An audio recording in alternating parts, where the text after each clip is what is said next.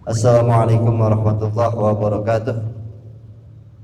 Bismillah walhamdulillah wassalatu wassalamu ala sayyidina Muhammad ibn Abdillah wa alihi wa sahbihi wa man wala la hawla wa la quwata illa billah ma ba'du ma'asyarul muslimin rahimakumullah jamaah muslimin aziyadah yang dirahmati Allah Subhanahu wa taala. Puji syukur kita kehadirat Allah yang Maha dengan rahmat hidayah serta taufiknya kita masih digerakkan hati kita untuk berkumpul di masjid ini kita bertemu.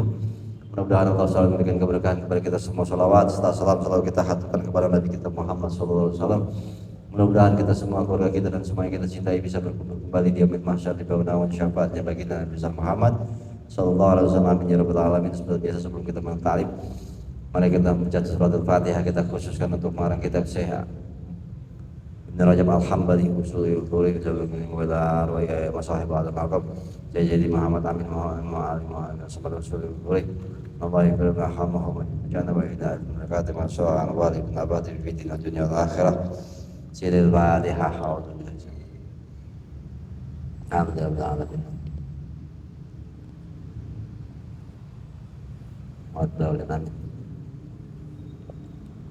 Kita kembali lagi masih dalam membahas hadis ke berapa? 3 ya? 2. Masih dalam ngomongin ihsan. Halaman 130. Waqad sabaqa hadisun. Ya, ini dimulai lagi aja dari itu karena memang minggu kemarin libur. Waqad sabaqa hadisun afdhalul imani anta lama anallaha ma'aka haitsu kunta. Ya, dan telah terdahulu hadis di mana sepaling bagus, sepaling utama iman adalah kamu memahami bahwa sesungguhnya Allah bersamamu dimanapun kamu berada. Nah, ini bilang iman sebaik-baiknya, di mana kita yakin Allah selalu ada melihat kita. Wa hadits tazkiyatul mar'i nafsuhu, sucikanlah jiwa. Olah apa yang menyucikan seorang akan dirinya. Qala ayat lama anallaha ma'ahu haitsu kana. Ya, orang suci itu maksudnya gimana caranya kita menjadi orang yang suci? Di mana kita selalu merasa di bawah sinar Allah. Gitu. Wa qala Tabrani min hadisin Abi Amamah Nabi sallallahu alaihi wasallam qala salasun fi zillillahi yauma la zilla illa zilluhu. Ada 3 hal yang mana nantinya ada naungan Allah, yang tidak ada naungan kecuali naungan Allah, adalah rajulun aizu tawajjaha alaima anallaha ma'ahu. Nanti di akhirat akan mendapat naungan di padang mahsyar, di mana seorang yang dimanapun dia menghadapkan wajahnya, dia paham bahwa Allah selalu bersamanya. Ini orang yang begini nantinya dapat naungan di akhirat dari panasnya padang mahsyar. Ya, naungan Allah. Siapa itu? Orang yang selama hidup di dunia ini selalu merasa dalam menghadapkan wajahnya kemanapun, dia merasa Allah selalu memandangnya. Itu Allah bersamanya. Zakarul hadis. Waqad dalal Qur'anu ala hadhil ma'na bi mawadi'ah muta'addidatin, dan sesungguhnya telah menunjukkan Al-Quran menunjukkan atas makna tentang kehadiran Allah yang selalu ada dalam hidup kita. Di dalam tempat yang sangat banyak omongan Allah tentang kehadiran Allah di Quran. Qaulihi ta'ala, seperti Allah berfirman, wa idza sa'alaka ibadi anni fa inni qarib ujibu da'watata idza da'ani. Ya. Al-Baqarah 186 dikatakan ketika seorang hamba menanyakan kepadamu tentang aku, ya wahai Muhammad, seandainya ada orang menanya gimana posisi Allah tuh di mana, ya menanya atau berbohon, ya anni fa inni qarib, maka katakan kepadanya aku ini dekat.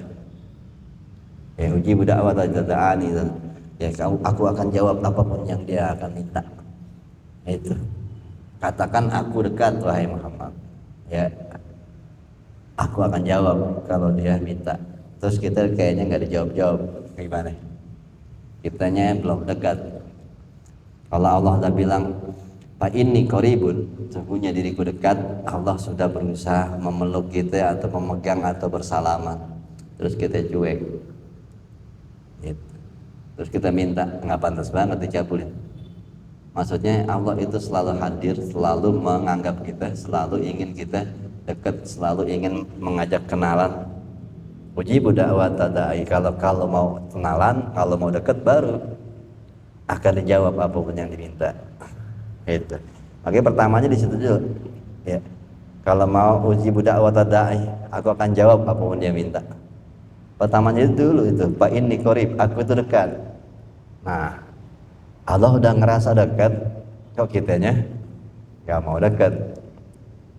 Itu bahasanya nih, saya sudah begini kalau ada Allah. Ayo kenalan ya, kenalan biar kita akrab, biar kita dekat gitu. Kitanya cuek, sorry gitu. Tahu-tahu minta bagi duit yang gimana nggak brengsek gitu ya. Tadi diajak kenalan nggak mau, tahu-tahu minta. Itu maksudnya ini adalah makanya para wali, para nabi doanya dikabul apa? Ya udah, Allah ngajabat tangan, dijabat lagi, terus temenan dekat, pelukan, jalan bareng, minta apa juga dikasih. Itu jadi kalau kita pengen uji budak watada idada'ani, deketin dulu Allahnya. Allah udah mau ngajak deket nih, ayo deketin gue sini gitu, masuk nggak mau gitu. Tahu sini dah, pinjam gue ini dah, ini dah. Orang juga bingung, dah orang kenalan aja nggak mau, tahu-tahu minta sesuatu. Itu ya. Jadi makanya kita harus introspeksi diri lagi. Bagaimana kita bisa temenan dulu sama Allah, akur dulu, akrab dulu, baru kita minta. Kadang nggak minta aja dia lebih tahu karena udah kenal, ya kan? Gitu. Wa qauluhu ta'ala, dan Allah juga berfirman, wa huwa ma'akum ainama kuntum, dialah Allah yang bersama kalian dimanapun kalian berada. Begitu. Wa qauluhu wa ma yakunu min najwa salatin illa huwa rabi'um. Nah ini ada ayat yang begini nih, yang nggak ada sesuatu yang omongan rahasia 3 orang kecuali Allah yang keempatnya. Ya. Wala khamsatin, nggak ada orang tuh ngomong berlima ini secara rahasia illa huwa sadisun, pasti Allah yang keenam. Allah selalu ikut. Wala adna min dzalik, tidak ada yang lebih kurang dari segitu, 2 kayak 1 pasti Allah ada di situ. Wala aksaro, atau lebih dari 5, 6, 7 tetap ada Allah yang ke-8 ya. Illa huwa ma'ahum ya. Tidaklah ada banyak atau dikit kecuali Allah pasti ada. Aina makanu, dimanapun mereka berada. Ini kita sakirin ayat ini bahwa Allah selalu hadir. Ya kita lagi sendiri berarti berdua sama Allah. Kita lagi berdua berarti bertiga sama Allah. Kita lagi bertiga berarti berempat sama Allah. Allah selalu ada. Ya. Mujadalah ayat 7. Wa qaulu ta'ala lagi, Allah berfirman, wa ma takunu fi sa'nin wa ma tatlu minhu min Qur'anin wa ta'malu min amalin illa kunna alaihim syuhudan istufiduna bih. Ya. Kata Allah, wa tidaklah fi sa'nin, suatu keadaan, tidaklah terjadi dalam suatu keadaan, wa ma tatlu, atau tidaklah apa yang kalian baca dari Al-Qur'an, wala ta'lamu ta'malun, dan apapun yang kalian, tidaklah dari semua yang kalian lakukan dari suatu perbuatan kecuali kunna alaikum, pasti Allah menyaksikannya. Ya, bacaan yang kita baca, suatu kondisi yang kita lagi lakukan, pasti Allah menyaksikan. Istufidu nabi, ya saat kalian, ketika kalian melakukannya, Allah pasti menyaksikan. Ini ayat Yunus 61 sebenarnya cukup buat kita menjadi orang yang ihsan, ya, selalu merasa dipandang Allah, karena ayatnya banyak tuh yang menyatakan Allah tuh selalu hadir. Wa qauluhu, dan Allah berfirman, wa nahnu aqrabu ilaihi min hablil warid, dan kami, kata Allah, lebih dekat daripada manusia itu sendiri, daripada dia, daripada urat nadinya sendiri. Allah lebih dekat daripada urat nadi kita. Berarti Allah, kita ini ada di dalam Allah. Ya, wa qalu, Allah berfirman, wala yastakhfuna minallahi wa huwa ma'ahum. Ya. dan tidaklah mereka bersembunyi dari Allah kecuali Allah bersama mereka, bahwa maaf, dan Allah pastinya ada bersama mereka. Ya, kita sembunyi berdua berarti bertiga sama Allah, kita sembunyi sendirian berarti berdua sama Allah, kita sembunyi berenam berarti bertujuh sama Allah. Gitu. Ya, makanya dulu pernah ada cerita yang di lorong waktu lalu, yang muridnya dites untuk motong ayam. Makanya satu muridnya yang lulus, dikatakan kata gurunya, potonglah ayam ini di mana yang nggak ada yang lihat. Siapa yang bisa? Akhirnya dua muridnya itu potong, ada yang di dalam hutan, ada yang di dalam kamar, yang satunya balik nggak motong sama sekali. Ya, yang dua bilang, tanya bu guru, kamu motong di mana? Saya motong di hutan. Yakin kamu nggak ada yang lihat? Saya yakin banget nggak ada yang lihat. Yang di kamar juga saya potong di kamar, saya yakin saya udah ngeliat kiri kanan nggak ada yang lihat. Kamu yakin? Iya. Yang nggak motong ditanya, kamu kenapa nggak dipotong ayamnya? Kamu nggak punya tempat di mana nggak ada yang lihat? Kata dia, ya guru, saya nggak bisa karena saya mau kemana? Allah selalu lihat. Oh, baru ini baru murid saya. Wih, ya, yang dua sebel tadinya, ya kan, nggak kepikiran, ya kan, bukan nggak ada orang yang lihat, nggak ada yang lihat, berarti kan Allah. Akhirnya yang lulus adalah yang nggak motong, ya, karena gurunya mengatakan, iya ini baru murid saya, dia tahu Allah selalu melihat, makanya nggak bisa dipotong sebenarnya ayam. Nah, kalau perintahnya potonglah ayam ini di tempat yang nggak ada yang lihat, nah kalau orang tahu mikir nggak bisa ya guru, nggak mungkin, mau potong di mana? Allah selalu lihat. Ini tauhid, ya. Sulit emang kita, pastinya kalau udah jangan sampai ada yang lihat, kan kiri kanan gitu, CCTV gitu. Allah tuh nggak dipikirin ya. Ini jangan sampai tertipu seperti dua murid yang tadi itu, tertipu bahwa kita lupa bahwa kita sembunyi berdua, Allah yang ketiga, kita sembunyi berempat, Allah yang kelima, ya. Kalau tapi jarang orang gitu. Ini kita mau jalan pergi berapa orang nih? 6. Ada bilang 7 sama Allah. Gitu. Jarang yang ngomong gitu ya. Ada yang gitu.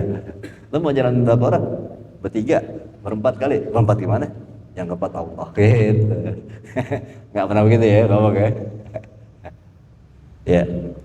Makanya kalau lagi pacaran begitu, nonton berduaan sama cewek, enggak, saya nggak berduaan, enggak pak, enggak, bertiga sama Allah yang ketiga, gitu. Lo ngomong sama calon mertua lo gitu. Wah, langsung anak soleh banget deh. Ya, jangan dibakar nih kalau belum mati, gitu. Ya, gitu, cakep ya. Kita benar lah begitu. Jalan nonton bertiga, gitu. Bertiga sama siapa sih? Si AA lagi bener. Allah bersama kita, gitu. Akhirnya lo pacaran wudhu dulu, bener banget tuh, ya. Nggak ada yang begitu kayaknya deh, ya. Coba aja lo buat bini yang kedua gitu, coba, ya. Itu, ya, kita kadang-kadang melupakan hal kayak gitu, ya. Tapi kita anggapnya lebay ya, kalau ngomong kita bertiga lagi, Allah yang ketiga gitu. Lebay banget gitu, ya. Memang begitu sebenarnya, ya. Yang membuat kita jadi soleh terus, ya. Kenapa? Karena merasa bertiga, ya.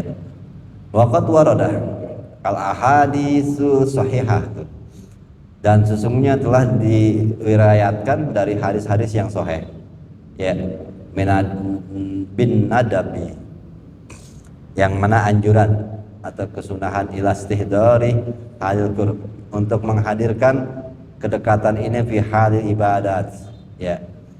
Bahkan dianjurkan banget untuk menghadirkan Allah di dalam segala ibadat. Qaulih sallallahu alaihi wasallam, seperti perkataan Nabi kita Muhammad, inna ahadakum idza qama yusolli fa inna ma yunaji rabbah. Sesungguhnya seorang dari antara kalian jikalau sedang melaksanakan sholat, maka sesungguhnya dia sedang ngobrol sama Allah. Ya lagi ngobrol. Kalau ngobrol kan berarti ada yang ngajak ngobrol, gitu. Masa ngobrol malah ngomong ke tempat lain kan nggak mungkin. Au rabbuhu bainahu wa bainal kiblati, atau dikatakan antara dia dengan Tuhannya itu antara kiblat dan dia, berarti Allah di depan.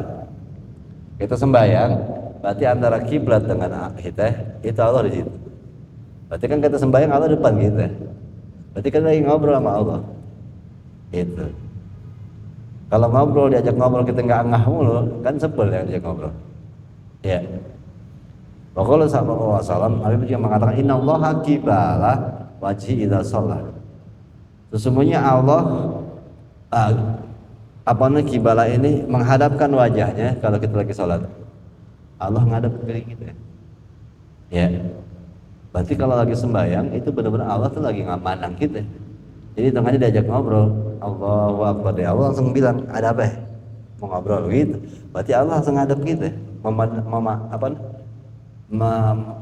membuat wajahnya berhadapan sama kita gitu, saat kita sholat. Berarti emang kita lagi manggil Allah untuk ngajak ngobrol. Dan Allah ngajak Allah ngobrol, dicuekin. Pikiran kita kemana tahu, ya, nggak fokus. Nah, kita ngajak ngobrol orang nggak fokus gimana sih, sebel juga kan? Gimana sih diajak ngomong lantur, gitu. Mana-mana bukan lagi dengerin gue ngomong. Gitu. Itu. Waqalu jika Rasul mengatakan innallaha yansibu wajhahu liwajhi abdihi bi sholatihi malam yaltafit. Allah akan selalu menghadapkan wajahnya kepada hamba selama dalam sholat ya.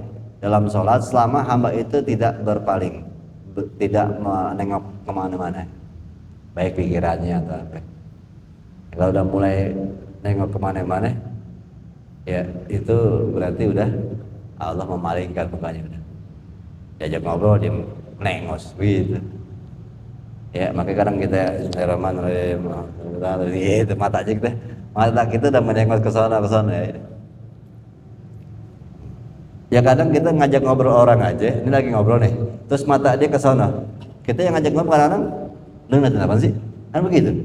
Iya. Maksudnya kok jadi kayak lo nggak fokus mata lo ke gue sih? Lagi ngajak ngobrol nih, tahu-tahu matanya ke arah sana. Ya, tang gitu. Pasti yang diajak ngobrol akan enggak. Ngeliatin apa sih? Gitu. Iya kan? Sebel kan? Ini kita ngobrol, mata lo nggak bisa sana sih. Itu sholat fokus sama Allah. Itu baru zahir, belum hatinya yang belok-belok. Ya.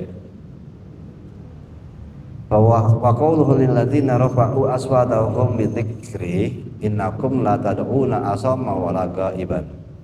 Dan dikatakan oleh Nabi kita juga bagi orang-orang yang mengangkat suaranya dalam zikir, ya ini sesungguhnya innakum la tad'u, sesungguhnya kalian tidak memohon kepada yang budak ama tuli, ya asam tuh budak, wala ghaiban atau yang jauh nggak kelihatan. Ya maksudnya jangan kenceng-kenceng Allah dengar gitu. Yang kalian panggil ini, yang kalian ajak ngomong, yang kalian berdoa itu nggak budak gitu. Ya ketawa aja jangan kenceng-kenceng mau kemana gitu.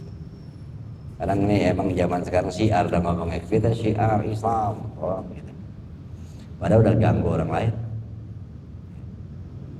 Ya kalau penggunanya kita ngomong astagfirullah rabbal raya gitu pakai mic kenceng mau tapi lagi mau subuh orang puyeng dengernya.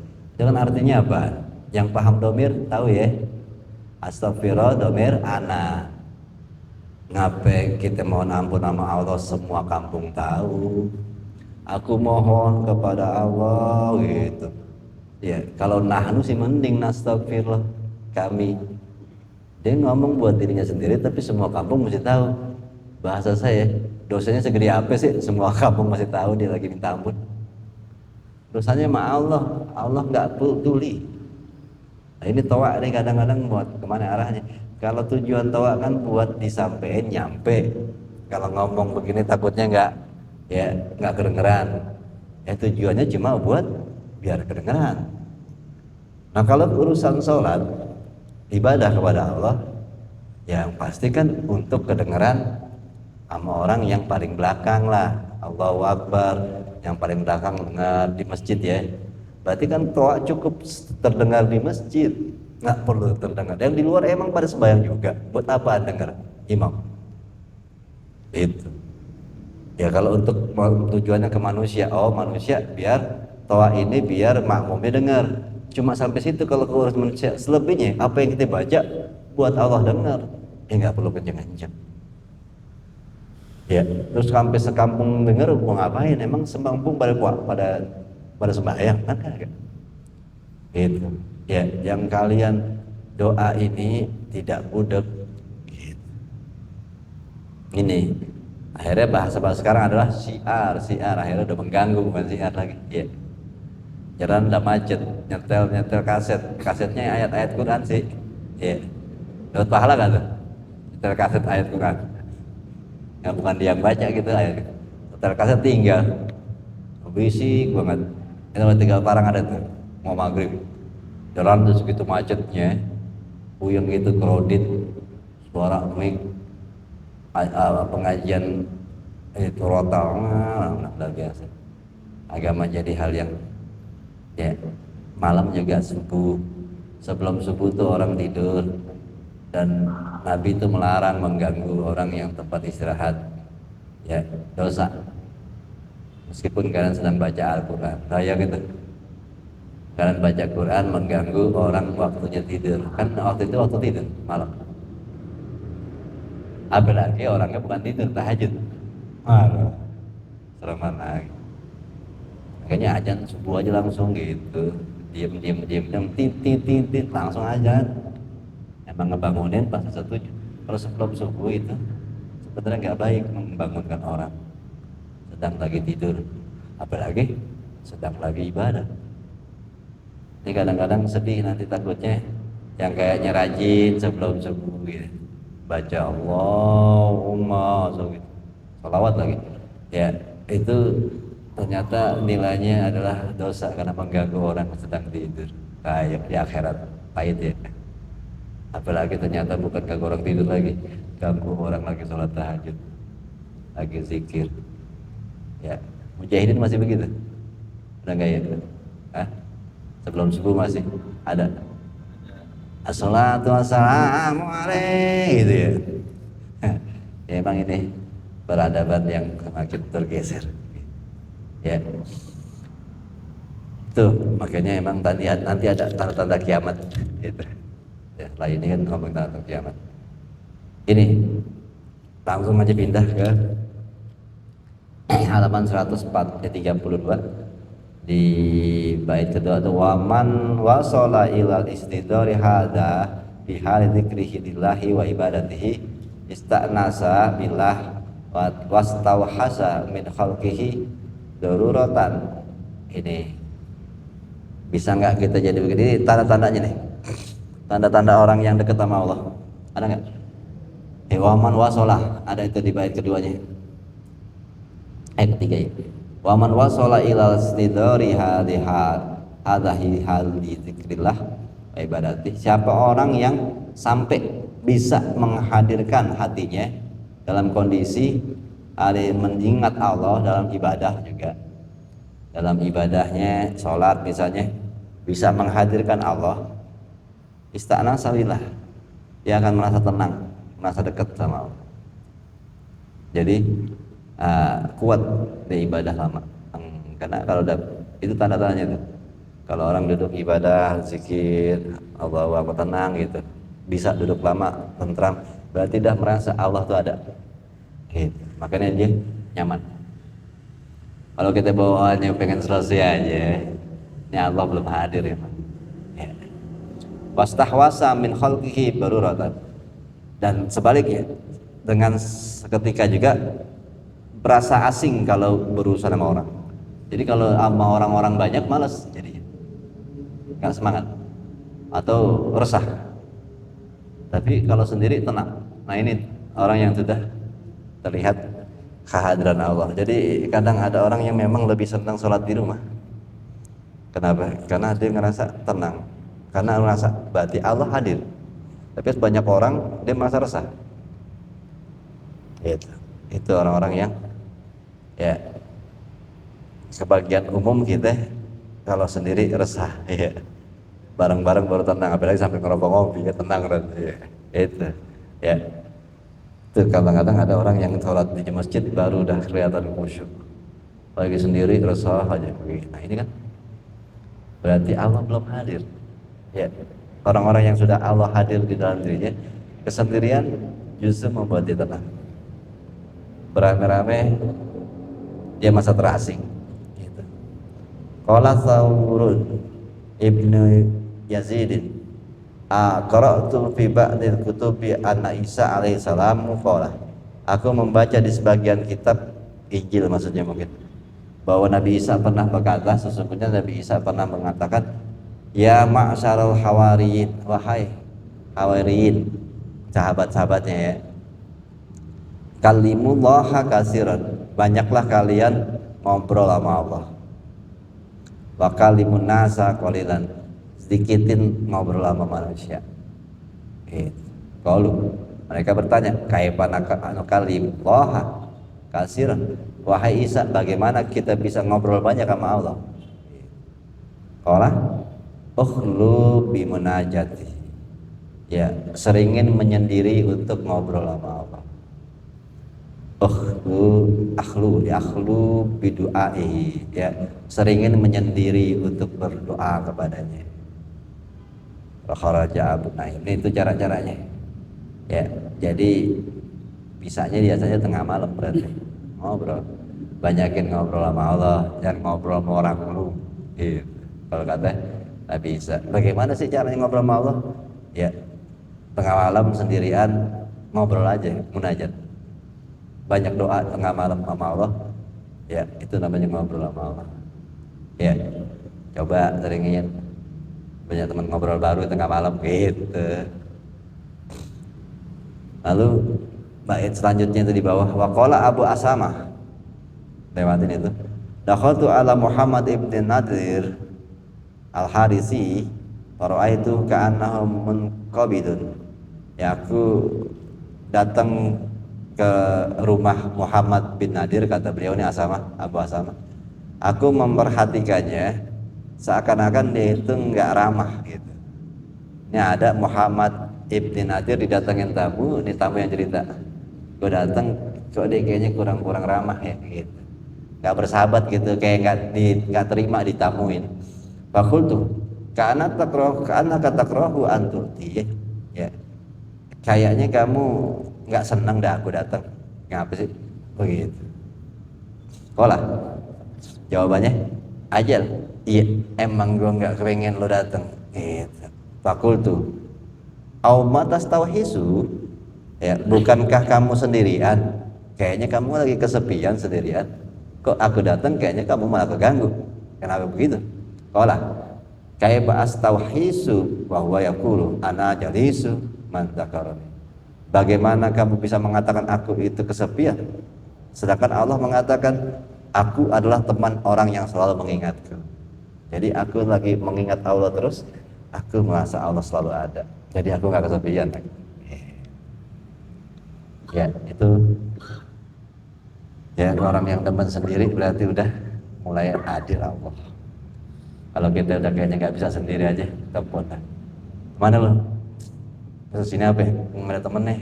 Nah ini emang ya jiwa kosong kalau sendirian, berarti Allah belum hadir.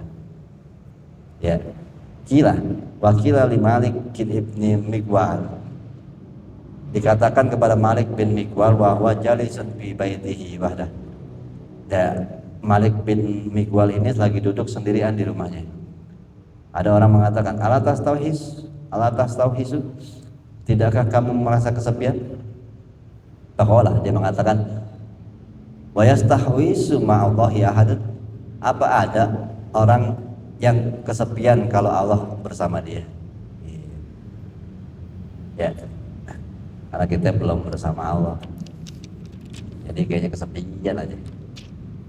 Tidak lagi halaman selanjutnya itu 134 di atas doang. Qolal Fudail, berkata Fudail bin Iyad, dia mengatakan tuba liman istawahisu minan nas, ya beruntunglah orang yang kesepian dari manusia, maka Allahu jalisahu, dan adalah sebenarnya Allah sebagai temannya. Ya, ini kalau masalah ya suka menyendiri tergantung, makanya diawali dengan sering ngobrol dulu. Jadi omong Nabi Isa. Nabi Isa kan suruhnya banyakin ngomong sama Allah. Ya, kalau kita tahu pengen sendiri aja ya pasti kan nggak bisa apa namanya. Ya memang sulit. Ya menghadirkan Allah itu butuh khalwah, banyak menyendiri, banyak melepas pikiran keduniaan. Biasanya baru berasa apanya ada. Ya makanya tujuan khalwah kalau orang petapa ya dulu ya, itu menghadirkan Allah dengan melepas, bukan cuma duduk sendiri doang, pikiran batin melepas urusan dunia. Makanya khalwah itu biasanya dia nggak ngurusin urusan dunia dulu, urusan dunia udah selesai dulu buat 1 hari 2 hari gitu, dilepas dulu, dia nggak ada kepikiran sama sekali dunia, udah ngomong aja sama Allah atau zikir. Itu baru lama-lama bisa ketemu gitu. Ya, seenggaknya sebelum itu ya tadi di tengah malam tuh curhat sama Allah. Dan juga kan kemarin udah diajarin kalau ada masalah apa gitu yang kita lagi ada masalah, tanya dalam hati, ngomong, ya Allah ini kenapa begini ya, ya Allah kenapa saya hidup di sini begini, kenapa saya jalanan mesti macet, kenapa ya apapun. Bahkan kan dibilang hal kecil aja, ulama-ulama dulu wali hal kecil aja nanya sama Allah. Nah itu maksudnya seringin ngomong sama Allah. Habis itu ditambah difokusin waktunya. Ini kan nggak, waktunya nggak jelas atau tempatnya nggak jelas. Ya di mana aja, yang penting hati. Nah habis itu untuk lebih dapatnya tempatnya mesti yang cakep juga, yaitu tengah malam baru ngomong. Ya kan udah di siang hari, sore hari udah belajar tuh ngomong sama Allah dalam keadaan apapun. Nah pelajaran ini untuk taruh nanti pas di tempatnya yang lebih mudah untuk ngobrol, yaitu tengah malam. Ngobrol lagi dan tempatnya lebih nyaman sama Allah, karena dimana sepi, sunyi dan terlepas dari urusan dunia, itu ngomong sama Allah kemungkinan lebih berasa gitu. Kan udah pernah ditanya, apa aja ngomong aja sama Allah, ceritain aja tentang hidup kita, apa nggak usah kayak malu, emang kita Allah udah tahu semuanya kelakuan kita kan gitu. Ngomong aja gitu ya, cerita aja, curhat aja ya. Kalau sama saya kan curhat kayaknya kurang yakin gitu, ya udah curhat aja sama Allah langsung itu, cerita aja semuanya, insya Allah dijawab kalau kita pantas dijawab kan. Itu ijib dakwah nih. Makanya cerita aja semua hidup kita cerita, ngomong aja, ada masalah apa aja, banyakin ngobrol sama untuk kata Nabi Isa, banyakin ngobrol agar Allah sentuh hati kita ya. Maksudnya ini untuk meningkatkan perasaan ihsan, menghadirkan Allah dalam hidup kita ya. Ini kayaknya kita kalau udah sendirian kayaknya sepi banget, ramai kalau sama Allah ya. Kayaknya hidup buntu banget kalau nggak ada teman curhat. Allah ada gitu, ngomong aja, cerita aja, ya Allah saya begini ya Allah gitu. Ngomong pakai mulut biar berasa. Kalau pakai batin kan kadang-kadang kurang pakai hati gitu, kurang berasa. Coba ngomongnya pakai mulut biar malaikat juga dengar. Cerita gitu, ya Allah saya begini ya Allah gitu. Pokoknya keluh kesah apapun cerita aja mau ya. Kan udah pernah dibilang gitu. Lama-lama kalau keseringan, lama-lama dijawab. Kan chemistry dulu ya. Pokoknya apa tanya aja, kita juga dijawab. Cara jawabnya ya terserah Allah, ada model-modelnya Allah ya. Allah bekerja dengan caranya yang terserah dia sih, yang sulit dipahami kadang-kadang ya, tetapi bisa dirasakan. Itu cara kerja Allah dalam hidup ini. Makanya kalau kita udah disentuh Allah enak, dijaga. Makanya ngajak temenan dulu. Temenan maksudnya apa? Kalau mau jadi temenan sama Allah, pertama anggap dulu Allah. Kita gimana mau temenan sama Allah? Allah aja nggak kita anggap, ya siapa dia? Gitu. Kenapa kita bilang siapa dia? Emang kita pernah mikirin ada Allah tadi? Kalau kita jalan berdua, Allah yang ketiganya. Kalau kita ngobrol, yang kedua Allah yang... Emang kita mikirin? Itu kan berarti kita nggak langsung bilang siapa dia, nggak nganggap Allah. Gimana kita bisa temenan sama Allah? Kita nganggap Allah aja belum. Ya.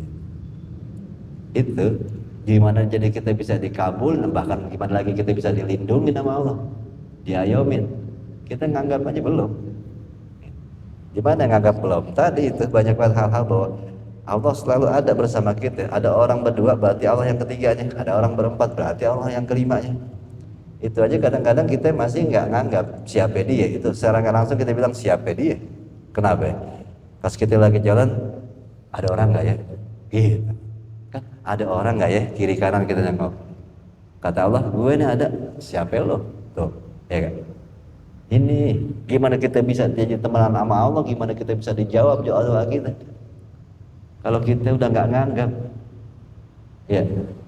Nah kalau ngeliat yang nggak benar gitu, video porno lihat gini. Ayo, kenapa yang ngeliat kiri kanan? Allah lihat. Kata Allah, lo takut lihat siapa? Takut ada orang. Nah kan gue lihat, siapa lu? Tuh, ya. Itu makanya Anda bilang tadi apa? Kita belum nganggap Allah, siapa dia? Begitu. Gak percaya? Itu kelakuan kalian. Ya. Tapi kalau diungkapkan begini, wah mana ada orang ngomong itu siapa dia? Apa?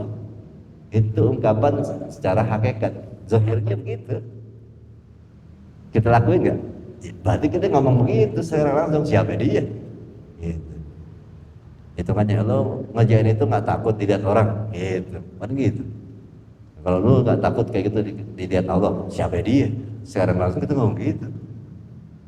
Ya ini yang harus kita. Namun kita ingat kiri kanan, lihat lo kiri kanan, Allah di atas. Sekalinya atas CCTV, ada CCTV nggak ya gitu. Allah nggak dipikir, kalah lo Allah sama CCTV. Ya kiri kanan nggak ada orang, CCTV lo. Ya, Allah siapa dia? Gitu. Ya masuk nggak kalau saya bilang begitu? Kalau orang nggak nganggap Allah tuh, kalau siapa dia? Buktinya apa? Itu di lapangan gitu. Ya.